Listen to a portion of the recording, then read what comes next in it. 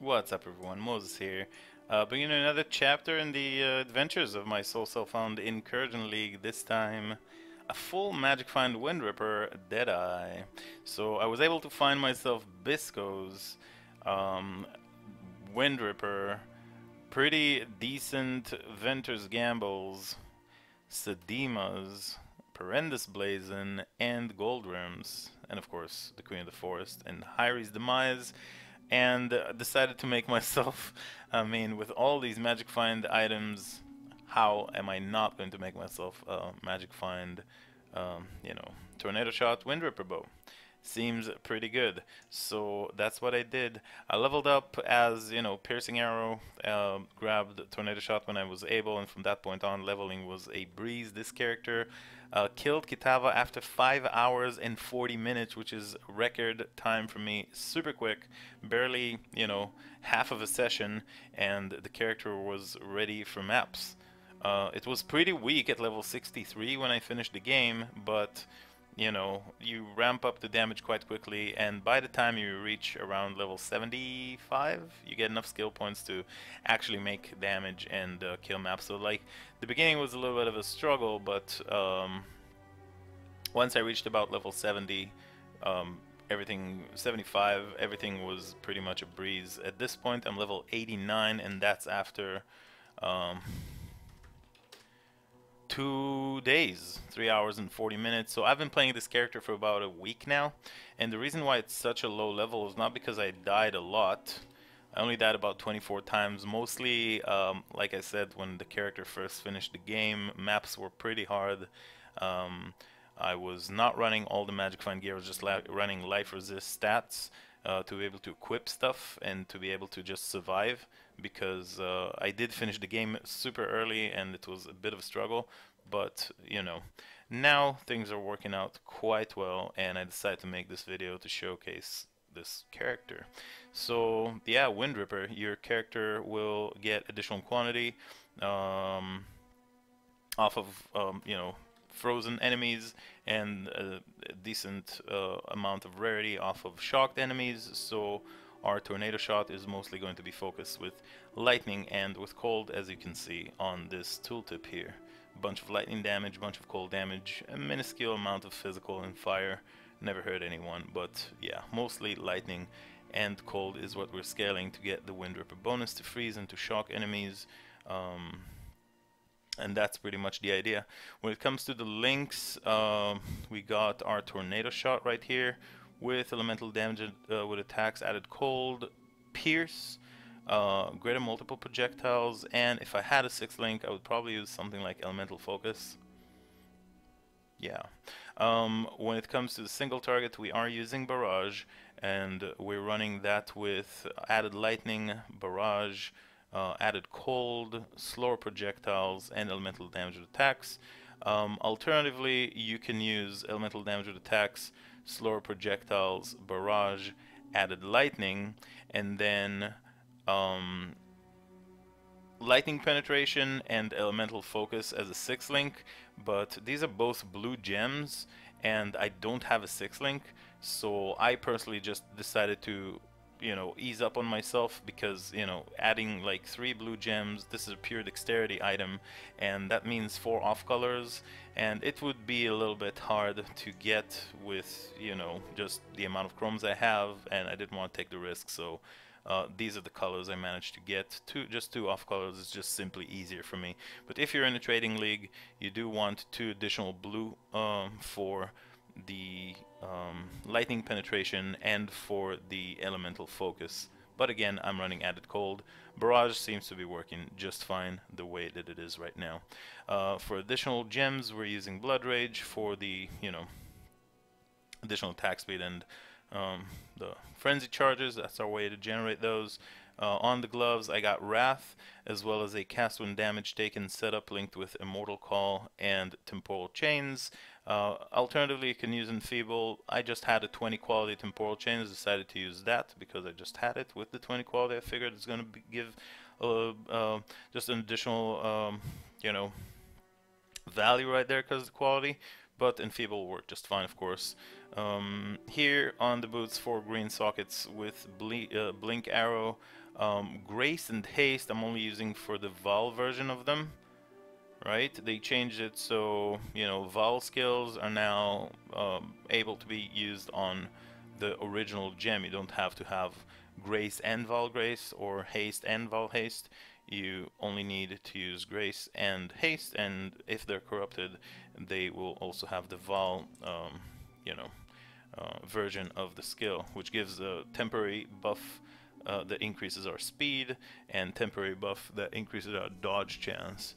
Right there. So yeah, Summon Ice Golem for the additional crit. Over here at the top we have Herald of Ice linked with Curse on Hit that applies Assassin's Mark for the power charges and, you know, the extra damage from crits and all the juicy Assassin's Mark benefits, as well as Innervate. Alternatively, you can use Onslaught, but I just found that Onslaught doesn't really proc all that often, and you know, it's kind of a big buff, and I want to have it reliably at all times, so I'm just using it on a flask. So I got this silver flask of heat right here, and I'm using it in this way, and it works just fine. Innervate gives us an additional lightning damage buff, basically lasts for 4 seconds, and also adds lightning damage to our Herald of Ice. So good stuff all across the boards. That's when it comes to the links. When it comes to the flasks, I am soul self-found, so, you know, in a trading league you will have access to Dying Sun and things of that nature, additional arrows on quivers, Helm chance with additional arrows and all that stuff.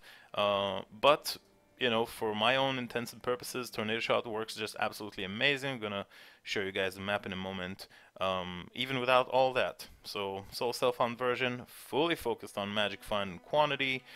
Currently, we got 57 additional quantity dropped by, you know, slain monsters, and rarity dropped by slain monster 87%. Which is pretty good. I am actually not entirely sure if this 15 and 30 is applied, because this is by frozen enemies and by shocked enemies. Maybe not. But yeah, either way, quite a lot of additional quantity, and you can see a huge difference. You know, especially in these Alva loot explosions, just everything pops. It's insane. At one case, I got 7 unique items dropped from one incursion. They were all useless, but 7 uniques. And this is why, in the past couple of days, I was able to stack 257 alchemy orbs at this point, and a bunch of scours. If you watched the stream like a week ago, I had about 7 scours, and I had about 17 alchemy orbs, and about, I don't know, maybe 13, 14 chaos. Yeah, a few days later I was able to stack a lot of all the currencies basically, except I didn't just quite yet drop an Exalted Orb, which kind of feels bad, but hey, I bet it will happen. We did drop 3 Divine Orbs, and I've been volleying rare strong boxes that are not jewelry or arcanist because it's pointless, but every basically other strong box, not diviners, will have a chance, you know, if it's an armory, strong box and whatnot, to drop a 6-link corrupted item that then you can convert just a vendor into a divine orb, which is how I have 11 divine orbs that I basically stacked 6 of them just yesterday. After about 9 hours of grinding, we did manage to drop 6 corrupted 6-linked items, so there's that. So all across the board, I mean, this is an excellent, fun, fast character that just drops a shitloads of loot. I mean, just insane amount of currency, and I'm only doing it on low tier maps. Now, this is why we only have a little less than 3k. Initially, I was running a little less than 4k. Initially, I was running about 3.2k HP, which was just fine as the character leveled up. Right now, we're 89. I was able to reach about 4k, so pretty good stuff. When it comes to the helmet, I'm using just a rare helmet with all the stats that I need. The resistances are important. I was able to also make it on a lion pelts base, which provides 737 evasion, which is quite good, both for our evade chance and of course for the Queen of the Forest movement speed. We're not capped, but it's still very, very fast. And yeah, again, in a trading league, you'll have access to additional projectile enchants and all that stuff, additional damage, whatnot. But in my budget, so to speak, version of this build, it works just fine for low tier mapping, and it also has some potential for a bit higher tier mapping, which I'm planning on doing a little later on. We can talk about that. When it comes to leveling this character, I'm not going to talk like a whole lot, but I'm going to mention that we will be using leveling bows that scale, at least what I've been using. You can use, you know, Storm Cloud and then the Tempest, and you're going to be fully elemental, which is fine, but like normally I find that bows like you know, Death Opus that you can equip from level 44, Death's Harp that you can equip from level 32 are amazing. These bows fire an additional arrow. This one fires 2 additional arrows, and they both are physical damage bows. So you want to scale your physical damage, so as you're leveling, you're going to pick up these deadly draw and heavy draw bow circle right here, and then once you change into your elemental Windripper bow, you will unspec these points and distribute them someplace else. But for leveling, you want to rush this circle first, because it provides you with a lot of damage. So if you have leveling gear, then that's where you want to go. You want to go into projectile damage first, and then up through here, right? And you're going to grab these elemental damage nodes, some life, and then you go straight down here, couple points, and fill in this circle. That's what I did. And then from that point on, I went to herbalism, and, you know, continued through the elemental damage nodes, some life. I got into the leech, and I picked up the leech way later, but I got into the leech area of the duelist area, and I picked up the life, all the projectile damage, and then more life. And yeah, I only grabbed point blank a little later. Maybe it was a mistake, but you can take it early. It's gonna obviously increase your damage, you know, for single target quite heavily. It's 50% more multiplier, which is pretty huge. I picked it up only later because simply while leveling, it went so smoothly that I simply forgot. Yeah, later on you can grab your crit nodes and, you know, your jewel sockets. You travel to the shadow area, grab this sniper, which is a big DPS boost, and then into the crit, into the life, and then coordination for just, you know, 1 point to getting the 12 attack speed, and that dex int, which is pretty sweet. Yeah, one little thing we can mention about the build is the Lionize Jewel. The whole reason why I'm currently farming... Okay, so currently I'm farming 2 particular maps. One of them is Gorge, and the other is Volcano. So I got my Atlas to only drop Gorge and Volcano on my tier 4. I removed all the tier 5 maps on the Atlas, and I shaped Sulfur Vents. When I'm farming Gorge, channel still drops, but you know, it's kind of a bummer. But we fill in just fine, and we're able to sustain both Gorge and Volcano with this method, just removing everything and then shaping sulfur vents will allow you to drop Gorge and Volcano if that's what you want to do. Personally, it's what I want to do because Volcano drops the Calm's Heart Divination cards that I actually do have a completed set, but I want to have 2 so that I can use it on the Altar of Corruption, and in case it gets wrecked, I still have it for my next build, which is most likely going to be a fire bow build, but we're going to save that for later. But the second reason why I'm farming, you know, Gorge and Volcano for that, Gorge for this, the Lion. So the Lion is a divination card that gives you basically 1 out of 5 lionized items. I do have it popped over here, but we're focused. I mean, there is the lion right here, But yeah, we're focused on the Lioneye's Fall. So the Lioneye item gives you either Lioneye's Glare, which is the bow, Lioneye's Paws, which are the boots, Lioneye's Remorse, there it is, it pops up. Remorse is the shield, and Vision is the body armor, which is actually quite amazing. But yeah, we do want this jewel. What this jewel allows us to do is to transform passive skill tree nodes from melee weapon modifiers into bow modifiers. And the way that we use it is we're putting it over here. We grab these projectile damage nodes, it gives us more damage, and then into this jewel socket, when you place it over here,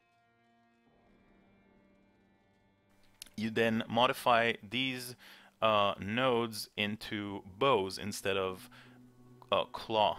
So that allows us to get, you know, a lot of crit multi with claws transforms into bows, and these are an extremely efficient bows. This is going to be completely irrelevant because our physical damage is kind of irrelevant, but and damage with elements is kind of irrelevant for our build, but because we're only shocking and freezing, so our elements are non-damage dealing elements. So you know, if it was for burning, then excellent, damage with elements would work, but or bleeding, but we are just freezing and shocking, so it doesn't increase the effect of shock or freeze, it just increases the damage. So this particular node is irrelevant, useless, but the rest of these 4 nodes are absolutely amazing because of the immense amount of crit and crit multi that we're getting, and because this Soul Rake node allows us to get all of our leech and increased life leech per second, all that kind of stuff to transform into bows is going to make it amazing,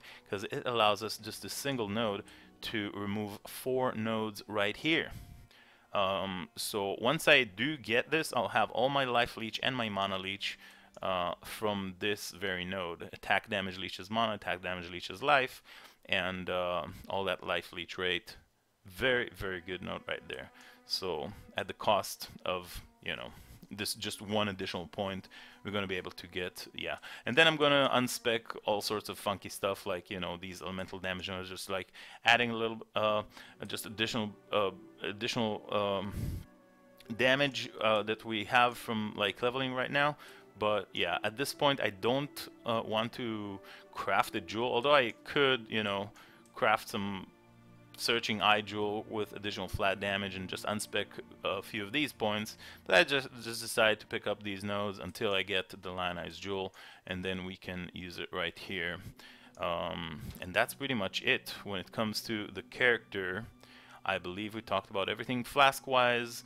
Again, we got our staunching, we got our series, we got our warding, adrenaline, and heat suffixes to remove freeze, to remove curses, to remove bleeding, and then a Aziri's Flask is just amazing for elemental damage and as extra chaos and some leech, as well as adrenaline for the additional movement speed. If I was using, you know, if I was in a trading league, I would probably find another way to put in, maybe instead of a Aziri's Flask, I'm not sure, but like I would probably find a way to shove into this, maybe instead of a Life Flask, because for the most part we have Leech and we're just fine. But yeah, I'll probably find a way to shove in Dying Sun, but I mean, at this point, killing Shaper, dropping a Dying Sun sounds like a far-fetched dream, so probably not gonna be happening. So this is pretty much the end of the guide. Right now we're gonna go in and just grab a random whatever map. What do we got? Doesn't matter. All the mods are pretty much yeah, non-issue. So yeah, let's just get in a map and just destroy stuff. Basically what I do, I just alch and I go. Sometimes when I have more than just 50 chisels, I fully chisel them and then I go. But I mean, yeah. Blink arrow is very, very nice. We're going to talk about the Deadeye in a moment, actually. And the reason why I went Deadeye is basically everything is just so good in the Deadeye. So every single node on Deadeye, here we got a Gorge, feels good, man. So yeah, most of the time when you're running this map, a bunch of channel maps will drop. So it is kind of a bummer that we're getting too many channels, but even with that, we are able to sustain, you know, gorge and sustain our volcanoes. What you want to do, if you only want to, like, I don't see any reason why, if you're in a trading league, I don't see any reason why you farm gorge, honestly. Reason I'm only solely, like, the sole reason I'm farming gorge is because I'm soul still found. Oh shit, temple. Damn, the temple's ready. I don't want to farm a temple in the video. I mean, we could, but it's pointless. I kind of wanted to do an incursion. RIP. I mean, you want to watch an incursion, you can check it out. I mean, it's basically the same. Here we got a strongbox, what I've been doing, like I said, corrupting these. And praying for a 6-link. Stream of Monsters, Resident Sleeper. Chaos Orb. No 6-link, but the rest is Defiance with 43% increased damage corruption. Obviously it's corrupted. I'm just gonna grab it for the vendor. The lion, the dream. Oh baby, that's pretty good. Wait, are these level 20? Oh, they're 19.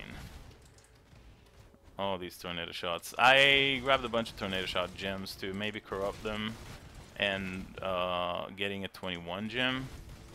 They're level 19 right now, so feels good finding a lion in the video. Usually it's a pretty rare card. I mean, it takes me about 10 to 15 maps to drop one.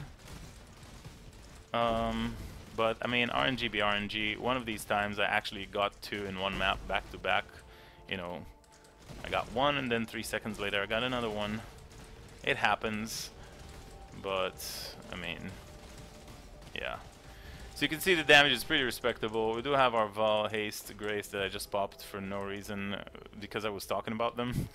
Obviously it's a mistake. I usually keep them for the, you know, boss fight right here, but now it's not going to be available. Either way, these guys are going to die. And the boss is going to die pretty easily as well. But of course with Val Haste, Val Grace, Val Haste would make it a lot quicker. Kind of hard to target his name because he's jumping, so you'll see that a little bit happening here and there.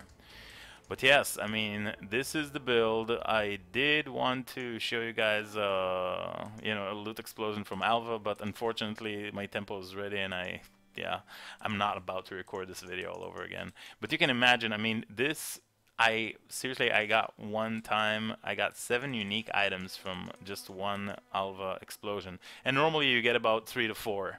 I mean, you'll get about 2 in a week, incursion, but in a good incursion you get about 4 of them. So yeah, I'm gonna keep farming this line card. I'm gonna keep farming these Calm's Heart cards. You guys are more than welcome to hang out in the stream. Don't forget to subscribe to the channel. More videos coming up as always. Thank you for watching, and I'll see you guys next time.